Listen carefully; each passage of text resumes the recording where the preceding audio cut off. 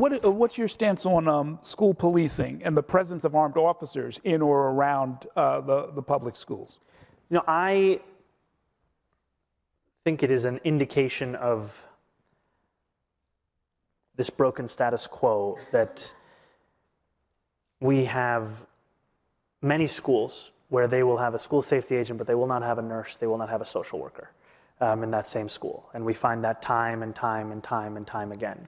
And I've been critical of that kind of an approach to our education system, and also the ways in which we view discipline, the only ways that we can actually impart and enforce discipline, versus us learning from many models that we've seen even be more effective at promoting getting people back in compliance with those rules as opposed to just punishing them for violence. Do you support the use of metal detectors? And I guess more to the point, who should make the call on whether or not to use them? I think there has to be a real role for the school's chancellor in being a part of that conversation. You know, I have heard from a number of New Yorkers whose children have to go through those metal detectors of the feeling it leaves them with of being less than in a student at another school.